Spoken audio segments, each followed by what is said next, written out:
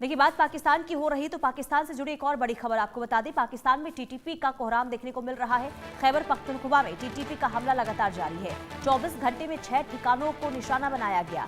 TTP के हमले के बाद पाक आर्मी को भारी नुकसान हुआ है। टीटीपी के हमले में कई पाक सैनिकों की मौत की भी खबर सामने आ रही है। तो कोहराम मचा दिया है तहरीके तालिबान पाकिस्तान ने। और अजय जांडियाल संवाददाता तमाम जानकारी के साथ जुड़ चुके हैं। अजय, कोहराम की स्थिति इस वक्त खैबर पख्तूनख्वा में देखने को मिल रही है। टीटीपी के हमले के बाद कितना नुकसान हुआ है इस हमले से?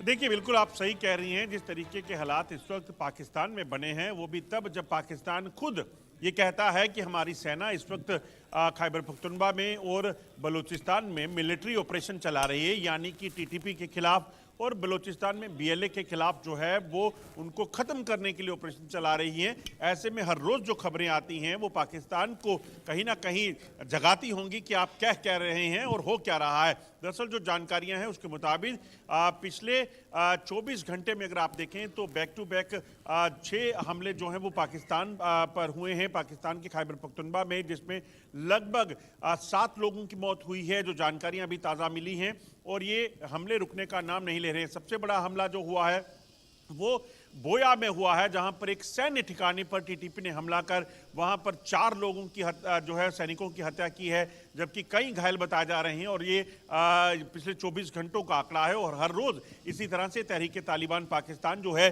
वो पाकिस्तान में सेना के खिलाफ बड़े ऑपरेशन चला रही है, बड़े हमले कर रही है, जिसमें हर रोज पाकिस्तानी सेना को भारी नुकसान उठाना पड़ रहा है। नहीं, बीते कई दिनों से हमलों में इजाफा हुआ है अजय। ऐसे में टीटीपी का मकसद क्या है? क्या टीटीपी की ओर से किया जा रहा है? क्योंकि देखिए, पाक आर्मी की ओर से लगातार ये जानकारी सामने आ रही है कि नुकसान काफी हुआ है, सैनिकों की जान जा रही है।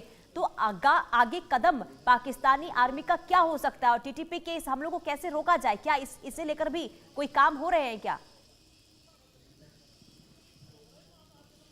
देखिए, बिल्कुल अगर आप देखें तो पाकिस्तान सेना तो बार बार कह रही है कि हम कार्रवाइयां कर रहे हैं, हम तैयारी में हैं, मगर नतीजे जो आते हैं वो हमेशा उनके खिलाफ हैं। बलूचिस्तान में अगर आप देखें तो बलूचिस्तान में बीएलए ने हमला करके पाकिस्तानी सेना की सैनिकों की हत्या की है और उनके हथियार तक लूट लिए हैं। और टीटीपी में 24 घंटे में एक सैन्य कैंप पर हमला, उनकी पुलिस चौकी पर हमला, एक पुलिस नाके पर हमला। तो ये सेना नाके पर हमला तो ये अपने आप में बताता है कि पाकिस्तानी सेना की तैयारी क्या है और वो कहाँ स्टैंड कर रही है। इसी वजह से लगातार लोग जो हैं जो टीटीपी के इलाके में रहने वाले, जो खैबर पख्तूनख्वा में रहते हैं और पाकिस्तानी सेना के साथ जुड़े हैं, पुलिस से जुड़े हैं, वो अपने नौकरियों से इस्तीफे देकर जो है वो घरों में बैठ रहे हैं। क्योंकि टीटीपी ने साफ कहा है कि अगर आप लोग सेना में भर्ती रहेंगे, सेना में काम करेंगे तो टीटीपी उनको बख्शेगी नहीं। बिल्कुल, लेकिन अब एक तरफ बीएलए, दूसरी तरफ टीटीपी का हमला, अब कहीं ना कहीं पाकिस्तान के लिए काफी चुनौती इस वक्त बनी हुई है कि इन हमलों से कैसे निपटा जाए। लेकिन हर एक हमलों से निपटने में भी विफल साबित हो रही है पाक आर्मी। अजय,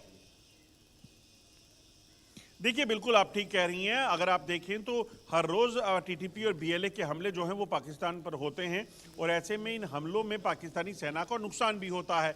मगर पाकिस्तानी सेना क्या कर रही है इसको लेकर कहीं ना कहीं आप देखें तो बड़ा सवाल है। और इसी चीज़ को लेकर आसिफ मुनीर, जो अपने आप को कहते हैं कि वो अब सीडीएस बन गए हैं, चीफ ऑफ डिफेंस स्टाफ, मतलब सभी सेनाओं के प्रमुख बने हैं, उसके बावजूद भी जो है हालत ये है कि फील्ड जनरल जो है वो चाहे वो सीडीएस बना दें, सभी सेनाओं के प्रमुख बना दें, तो उससे हालत नहीं सुधरने वाली। टीटीपी और बीएलए के हमलों से पाकिस्तान पूरे तरीके से जो है बेहाल है। और ये हालत रही तो आने वाले दिनों में वो दिन दूर नहीं होगा जब ये दोनों खिते जो हैं वो पाकिस्तान के हाथ से अलग हो जाएंगे।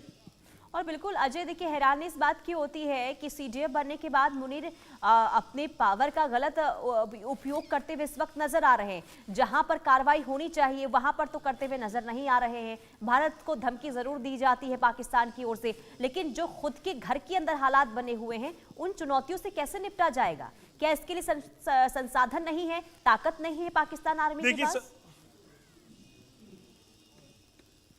देखिए, सबसे बड़ी बात है कि एक देश की हालत अगर खराब होती है तो उसके पीछे की उसकी अपनी जो रणनीति होती है, वो रणनीति जो है, जो पॉलिसी है, वही खराब है।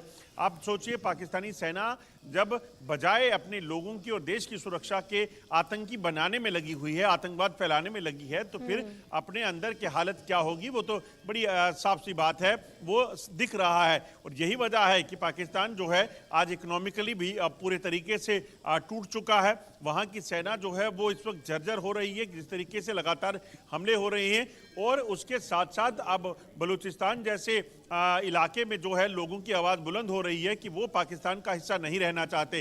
तो ऐसे में पाकिस्तानी सेना और पाकिस्तानी सरकार जो है उन पर पहले से जो है वो काफ़ी मुसीबतों का दौर जो है वो चल रहा है। और उसके साथ साथ अगर आप देखें तो जिस तरीके से इमरान खान की पार्टी ने और इमरान खान के परिवार ने हल्ला बोला है, वो भी पाकिस्तान को काफ़ी बुरे हालत में ले जाएगा। बिल्कुल बिल्कुल, यानी कि देखिए जहां पर कार्रवाई होनी चाहिए वहां हो नहीं रही है, जहां नहीं होनी चाहिए वहां पर अपने पद का दुरुपयोग करते हुए इस वक्त नजर आ रहे हैं मुनीर। आप बने रहिए अजय, मैं आपके पास वापस लौटूंगी। बड़ी खबर सामने आ रही है सीरिया से, और सीरिया में अपने